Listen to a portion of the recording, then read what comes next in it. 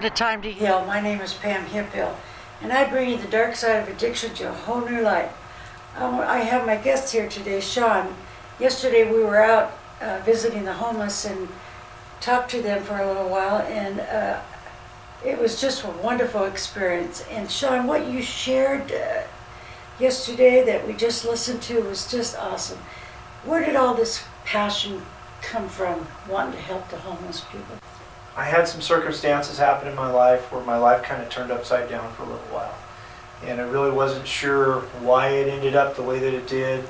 But as circumstances ended up, I found myself in the homeless shelter. I did some day labor jobs when I first got in there, but I was around people that were drinking and using. But they weren't all drinking and using. And I think what happened was I would listen to people talk about the stigma. Why don't these homeless people get a job? And how do I know if I'm giving them something that I'm not just feeding their disease or whatever? And it was really amazing because being in that environment for the while that I wasn't able to work. And I had some physical issues going on, and I'd just been through a divorce, and there was a lot of stuff going on. And I found that there was a lot of sober people that weren't drinking and using, that were sober. They just had life circumstances, kind of like I shared the other day, that they had life circumstances that kind of happened in their life, and it was like a transitioning point.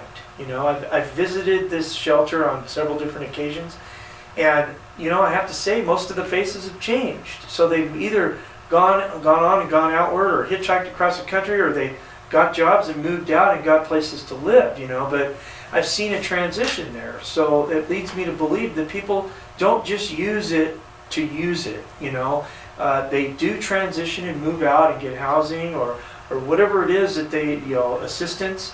I find that there's, my feeling is there should be more assistance, because I think it makes a person feel good that they can go and bathe in their own shower or their own tub, it's not a public situation anymore, and they feel a little more private, and they can actually begin to hopefully get repaired in a lot of areas of their life that they wouldn't have been able to do in that environment. So I find that it's a transitionary situation, and I'm very passionate for these people because a lot of them I've known have moved on and done really well with their life. And when I ask about them, or I ask somebody I know, they say, oh yeah, I've seen so-and-so, and they're doing great. Their life is a lot better. They got back to work or whatever, or they got into housing or whatever, but their life is improved.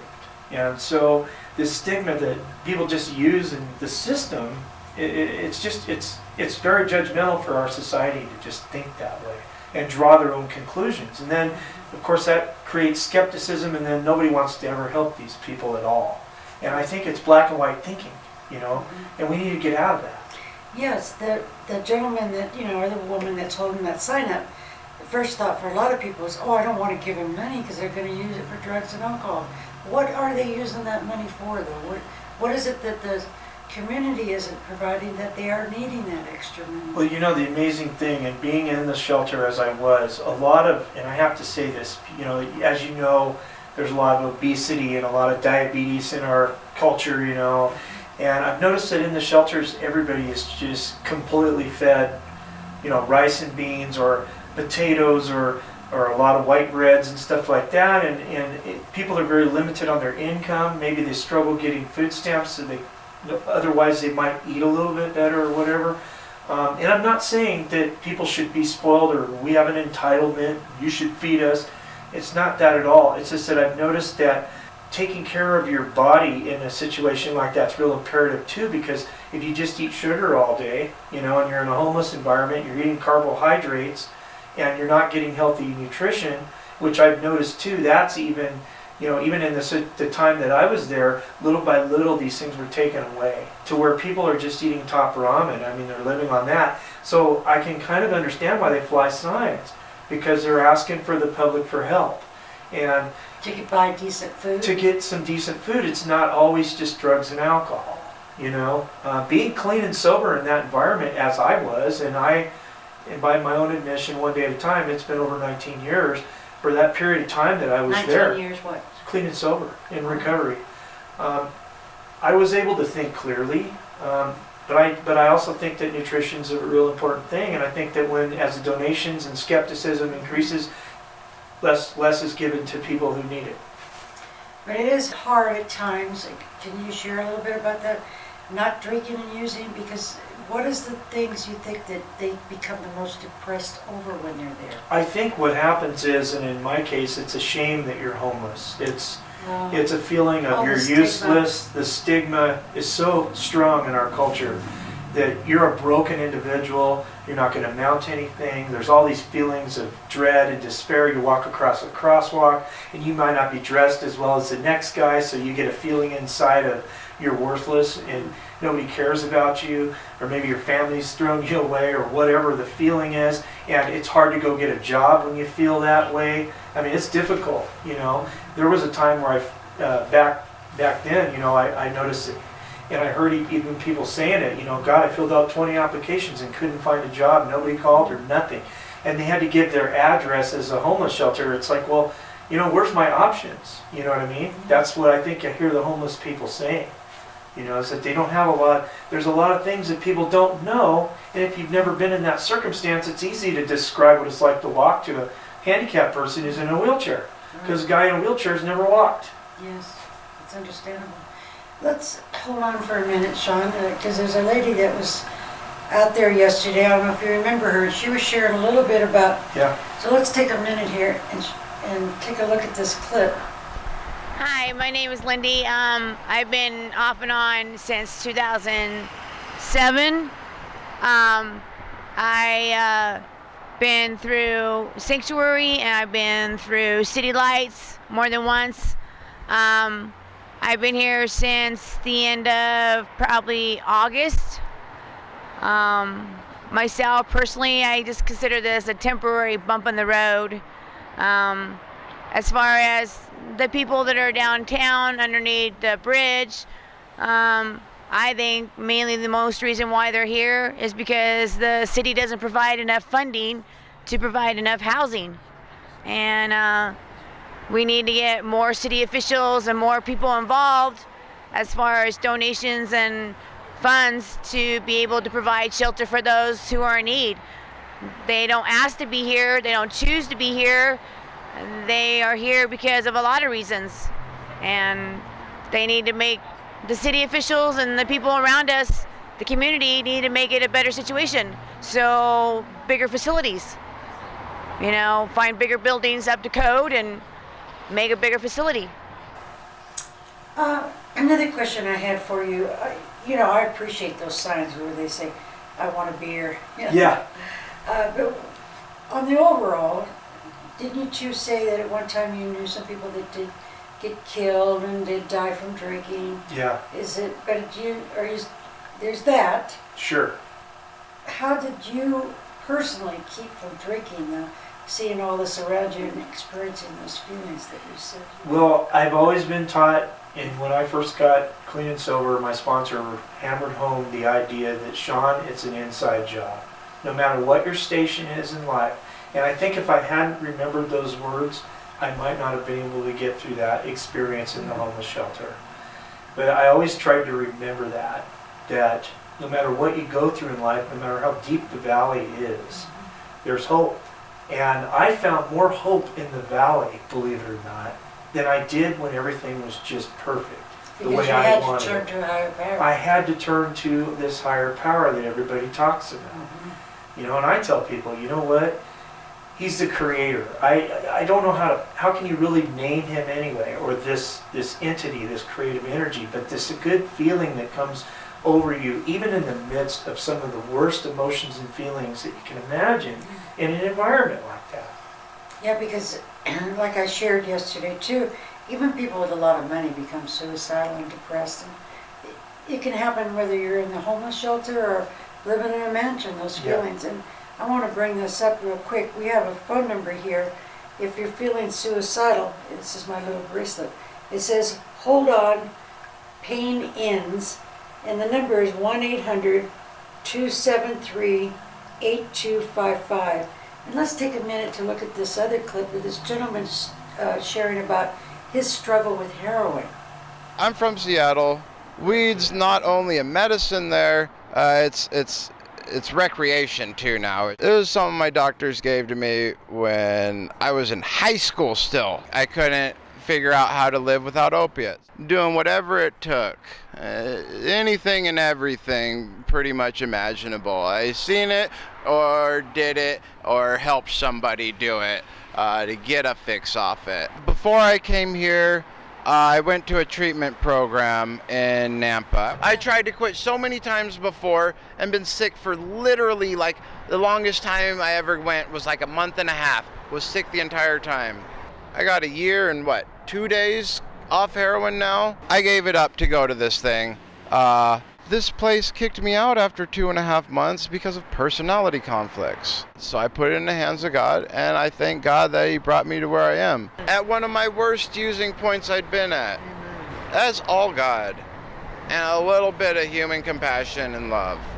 A little bit of faith, cold turkey with my dad in a hotel room with him praying over me. My dad drove almost 700 miles out to see me last weekend for my birthday, simply because he knows how much I loathe my birthdays, didn't want me to be alone. He drove almost 700 miles from Everett, Washington to here just to see me, spent the whole weekend with me.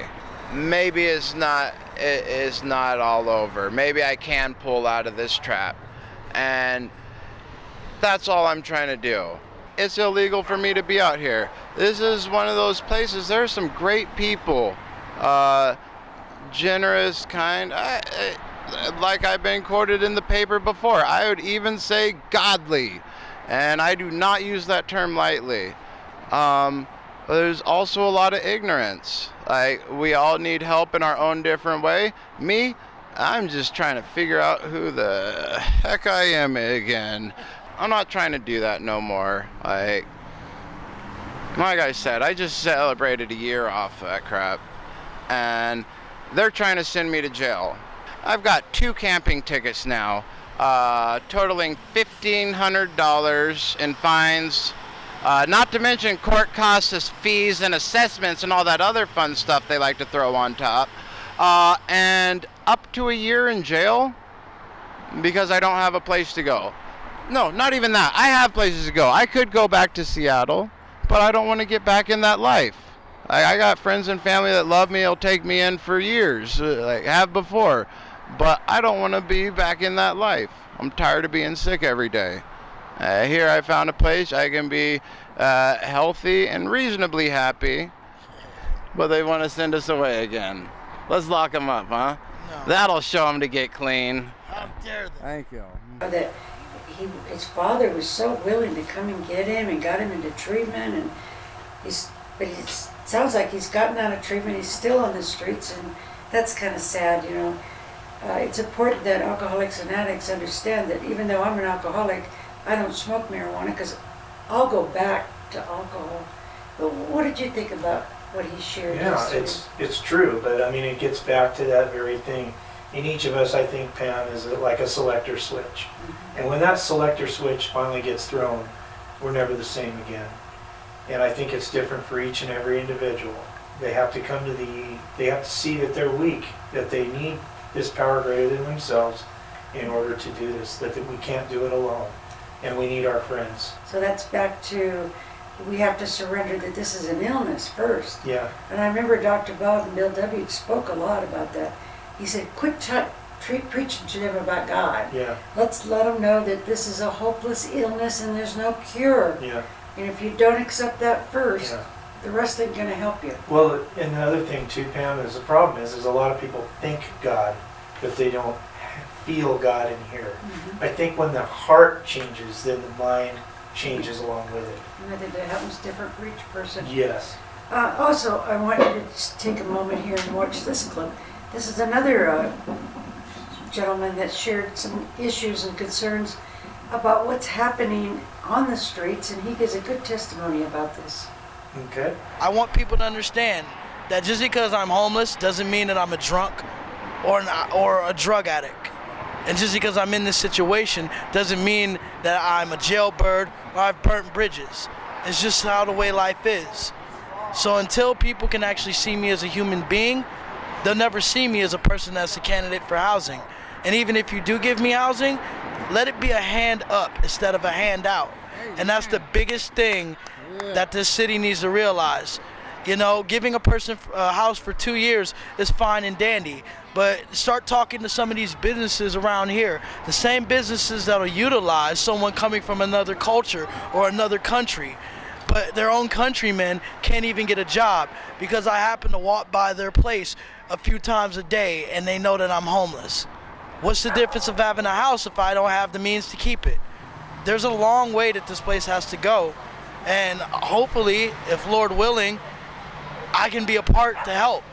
But the only thing that I can do at this point is just dream, and whenever the Lord makes a path, walk.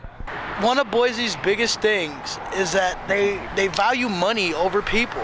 There's not a lot of places for people to go that are alcohol and drug treatment, like, you know, based. I respect that they do have a place for me to go.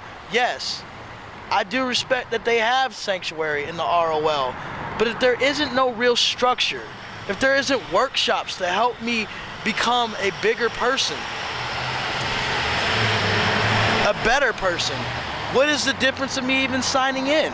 If I'm still gonna drink, if I'm still gonna be depressed, if I'm still gonna do drugs, then where's the healing start? Having a place to stay is great. I wanna be able to have a life. And just because I'm homeless doesn't mean that you should just toss me under the rug. How many people are idolized and they're the most terrible people in the world? I'll have to sit there and live up to this stigma whenever I go to a job interview. Oh, you got this, you have that on your record, and look like a complete tool. Remember a time when one of their senators was caught drunk driving downtown after he sexually assaulted one of his co-workers. Now, because he has money and positioning, he can get a pat on the wrist or you know, a little fine. I'll have to go to jail for it, but I get looked at silly because my pants may be a little old and my shoes may be a little tattered. My attitude to the city is hold a lot of these shelters accountable for the money that's donated. If you want to help me become a better person, teach me how to fish or give me a fish. Don't criticize me for not having any at all. Just because somebody is an alcoholic doesn't mean that that's what he's supposed to be all his life. We're all people. We all have a duality. I've said it, like I said in the last segment, I have dreams and I have wishes. And just because I'm struggling a little bit now doesn't mean that you should kick me when I'm down. And if they feel like it doesn't benefit, I'm supposed to be cast out, I don't think God would be happy with that. I've had cups of tobacco spit thrown at me. That's off the freeway. Yes, because someone didn't agree with me being in Idaho. Close your eyes for a minute and think about the person that matters the most in your life. And imagine them with a drug addiction or a mental addiction. You know, like maybe they have some type of, you know, personality disorder or alcoholism, whatever the case.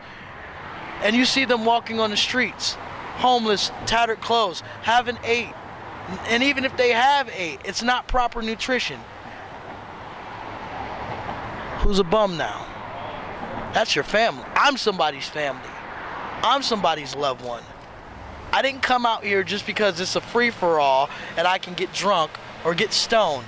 I came out here to better my life. I came out here to be something better. If I sound a little radical or frustrated, it's because I am. There's many people that feel the same way because I have a voice. Yes, I happen to be homeless, but I still enjoy writing poetry. I still enjoy watching movies. I'm human just like anyone else. That person that you talk down on could be that politician that could change a city or the world.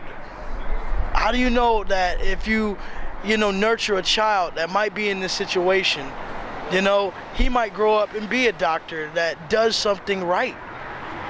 The only thing that we can do is take care of ourselves. It takes a village for us to get out of this problem together. Shuffling it off or just assuming that because you've seen a few inebriated people or a few people that were under the influence of drugs, that's all of us, because that's not right. That was interesting. He had a lot of anger about what's happening, but I don't blame him. When you and I one time was walking down there, and there was a whole bunch of people, and now there's nobody there, and they got a sign that says no. What does it say? No water. No camping. And I asked this guy, I said, well, why are you still here if the law is saying you can't be here? He says, and he pulls out this little ticket. He says, I get one every day. You know, you start creating all these laws, it's kind of like getting rid of, like I think I shared the other day, getting rid of the undesirables, just tucking them away into some corner somewhere, or Yeah, locking where them. are they hiding or sleeping? Well, I think they just go wherever they need to go. I don't know. When you Maybe were out around there, town. do you know where they went? Spots? Well, they went some people go to the church, they'll sit in the church all day, or they'll go to the library. That's They sad. go in places where they can be just away from getting in trouble with the law. You know, no loitering means basically you can't stand still in our society. You either have to be going to work, getting a job, walking down the sidewalk, but it's kind of like getting to be like stuck. Well, you know, this brings up another issue just quickly here. I forgot. I don't want to forget about this. If they're on the streets, why is it that they're there? I've heard different things. Because they got the homeless shelters. Yeah. But I hear that they're not that good in those homeless shelters. Why? What's the problem? Well, the homeless shelters are closed all during the day, pretty much, unless it's raining or snowing out. Usually if it's snowing, they can come in over at the River of Life or one of these other rescue missions. But the sanctuary is closed off during the day. They don't let nobody in. They kick them out at 6, 7 o'clock in the morning or whatever. They're just out on the streets. So they go out there, and then the officers don't want them sitting still anywhere, so they get written tickets. You can't camp here. And so they're making it to where you've got to just be moving all the time. What about that day shelter? The day shelter is for women and children only. No, usually. I mean where they have those meetings. Corpus Christi. They can go there. Yeah, they can stay in there, but there's only so many people you can put in a shelter like that, and it's maximum. But it's all the only for time. the daytime, right? That's for the daytime, yeah. That is one place they can So go. what is their main complaint? Why they won't stay in a shelter though? I've heard different stories. Well, the rules, you have to, nowadays, in order to go to the sanctuary, you can only go in with the clothes you got on. You know, I heard a veteran share that he has his own room up there. Yeah. So they do treat the veterans really good. They do at the River of Life. Yeah, I do believe they got a veterans, third thing, but then you gotta wait on a list to get in there. As you know, there's a lot of veterans on the streets, Pam. There is. Yes, a lot. I'm not one of them, but I've been very blessed that way. But you've known a fortunate. lot of them. But yes, there are a lot But of not veterans. out of choice. Sometimes the rules get so tough that, you know, But wouldn't you say most of it is because they're drinking or using and they can't and that stay? too, yeah. Some people do abuse the system and they drink and they use and they Is become, that a choice then, or? well, if it's a disease, is it really a choice? No, it's not. But that's how they look at it, right? That's how society looks at it. Yeah. They don't see that as an illness. If we can look at it as a medical problem, not a moral issue. If I continue to drink and use, Pam, against my own will, I'm clinically insane. Yes. That would be described as a mental illness. You're gonna lock somebody up in a jail, what are you gonna do? Ticket them and throw them in prison because they're Isn't that mentally what ill? we've been doing with the mentally ill and the homeless? That's what I'm saying. And I'm not trying to give people an excuse, but unless you're an addict or an alcoholic, you can say all you want, but you've never been there, you know? So I'm very passionate about it. So where do we start? What do we do? I mean, all people out here have the same question. Yeah. Where do we start? Well, my opinion, I want you to share yours real quick, is it has to start within. Yeah. Right. But where do we start as a society? I think it's wonderful having housing and all that, but if the soul of the individuals in our society begins to deplete to the point where money is more important than love, which, as you know, that's probably where it's all headed, people are just considered cattle, That's just the bottom line. And I think when there's love, and people know when they're being loved, let's be honest with ourselves, Pam. If you were the government and you had this power, what would be the first thing you implemented in our community? Quit enforcing so many rules. You're the government, you've got some money, what would you put in the community? I don't think throwing money at it is the issue. Well, more homes? Well, that's a start, but I don't think that's the only issue. I What think would it's, be the issue? What did you need when you were down there? less of a jail lifestyle. You know, people need to feel free. If they don't feel free, So you didn't need more clothes, better food? I think food and clothing is So you'd is a start helpful- probably with a yeah. better diet, maybe. Yeah, I think having a good If you had the diet money. is healthy.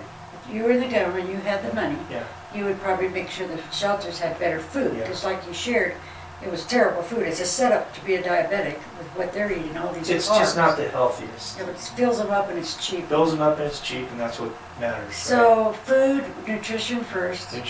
Nutrition, yeah. and what I'm feeling too. There's would some be counseling. Recovery coaches. Yeah. You go into that day shelter, who do they have to talk to? There's nobody there to There's talk nobody to. there. Why not have a recovery coach sitting there? They're volunteers like yourself. And thank you for volunteering to come on today. I appreciate your help. Put us volunteer recovery coaches like yourself down there.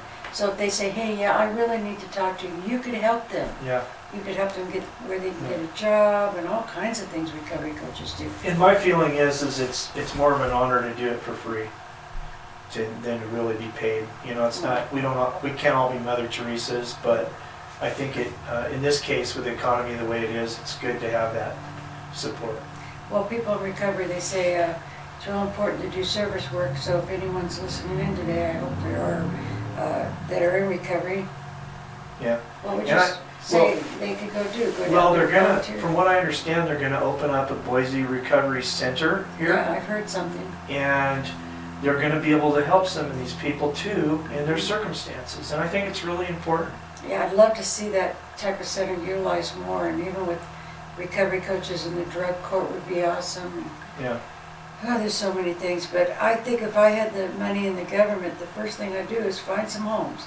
You know, buy up these old used motel rooms and give them their own privacy and dignity. Yeah. You know, at least a place to take a shower when nobody's looking, Yeah. and they can get dressed in the morning to go look for that job. And there's a lot of vacancy buildings in our city that are just sitting there and they're not being used for anything. Oh, I'm sure there's a lot of resources and a lot of things. But anyway, we've got just a couple of minutes left, 1 minute left. Would you like to share something to those that are I just want, maybe homeless and trying to stay yeah, sober? just want to let the homeless people know, and people that are, you know, struggling with the disease of alcoholism and drug addiction, that you're not alone. That I've weathered a lot of storms in my life, and God is with you. He, you know, will care for you even in the worstest circumstances that you could possibly be in. And so just encourage you that there's a lot of recovery coaching that goes on in this society in Boise, and there are people here that in health and welfare. You can get in contact with them, and they can direct you to recovery coaches and people that can help if you don't have any money and you just are trying to get free from the disease and stuff. So there is a lot of help out there, and you're in our hearts and our prayers. So. Oh, absolutely. And thank you, Sean, for helping me do this part of the show and going with me yesterday to help with the homeless people. Oh, it's a blessing to have you for a friend. Thanks for having me on your show. Hey, I just want to say to you, those of you that are out there that are struggling and having a hard time, and I really want to direct this to anyone, not just homeless or rich or just everyone, that there is a solution, there is a way out from alcohol and drug addiction. You don't have to continue the way you're going. I can't do anything about my son. He's out there drinking himself to death. So if I had a magic wand that could fix people, I would be doing it, but I can't. I can't even do that for myself, and I don't even have a guarantee that I'll be able to stay sober. But I do this one day at a time, okay, with the help of other people. After 35 years of clean and sober, I still don't do it alone. Hang in there, okay? Stay with me one more day, because your miracle is on its way. That's all we want. If you don't like us, don't look at us. We'll stay out of your way. We won't come and bother you. We just want to be left to live. That's all we want. In order for me to say that I am a man of God, or just a good person in general, what would I look like to have a sandwich and not even give my brother half? Even if he didn't deserve it, I'm not gonna see him starve. Because there's gonna be that one time at night where he's gonna be starving, and he may need something to eat to help him get through whatever he may be going through, whether it's positive or negative. It's not for me to judge, it's there for me to love, and I know that I did the right thing. And maybe you feel like, why should I waste my money? How much money do you waste on electronic devices, or new clothes that you only wear a few times, or a car that depreciates in value? Helping somebody's life, a young child, a single mother, a man that has went to war for his country and come home to really find no church in the wild. How good would you feel to know that you have not only helped this man up, but you gave him a second chance at life, a renewed vigor? If that sounds strange to me, because that doesn't, or to you guys, like, I don't know what to tell you, because it sounds like a good deal to me, because I would do it for any man on this earth. Do you know that 5 hugs a day can lower your blood pressure by up to 20% if it's over?